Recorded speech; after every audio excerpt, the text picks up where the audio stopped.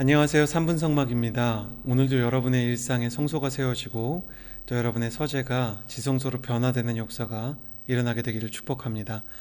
하루는 예수님께 어떤 부모가 찾아와서 자신의 아이가 말하지 못하는 귀신이 들렸다고 하소연하기 시작했습니다. 예수님은 아이와 부모 모두를 불쌍히 여기시고 그 귀신을 쫓아내 주셨죠. 그런데 귀신을 쫓아낼 때 예수님께서 특별한 말씀을 하셨습니다. 듣지 못하게 하고 말 못하게 하는 귀신아, 내가 내게 명령한다. 이 아이에게서 나와 다시는 들어가지 마라. 아이의 부모는 아이가 말을 못하는 것은 알았지만 듣지 못하는 것은 몰랐습니다.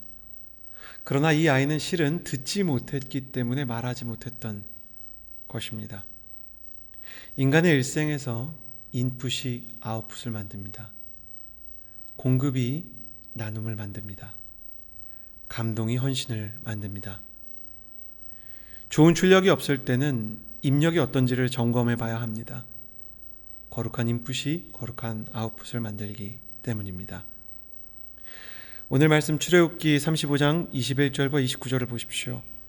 그 말에 감동을 받아 자원하는 사람들은 모두 와서 회막 짓는 일에, 그 모든 섬기는 일에, 거룩한 옷 짓는데 필요한 예물을 여호와께 가져왔습니다.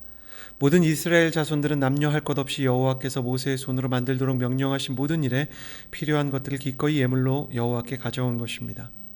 성막의 설계도가 완성된 이후에 하나님은 이스라엘 백성 중에서 자원하는 사람들에게 성막의 건축과 제사장의 옷 제작을 위해 필요한 예물을 받으라 라고 말씀해 주셨습니다. 제가 모세였다면 이 하나님의 명령을 전달하는 데 약간 어려움이 있었을 것 같습니다. 물질이나 예물을 거두는 창고를 마련해 두는 것 자체가 광야의 백성에게는 혹 부담감이 되는 건 아닐까 염려가 되었을지 모르겠습니다. 어쩌면 모세도 이런 부분에 대한 조금은 고민이 있지 않았을까 생각합니다. 그러나 모세가 순종해서 막상 하나님의 말씀대로 백성들에게 예물을 거두기로 하자 놀랍게도 거의 모든 이스라엘 백성이 이 예물에 참여했다라고 이야기합니다. 성경은 그 이유를 21절에 이렇게 기록합니다. 그 말에 감동을 받아 자원하게 되었다.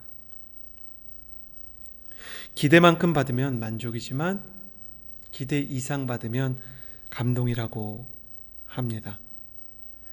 백성들의 마음을 채운 영적인 감동이 큰 나머지 35장 후반부를 보면 성막을 짓고도 남을 만큼 예물이 들어와서 나중에는 모세가 더 이상 가져오지 말라라고 만류할 정도가 되었다고 합니다. 하나님의 사람은 기대 이상 감동을 받으면 넘쳐 흐를 정도로 헌신하고 섬길 수 있는 사람들입니다.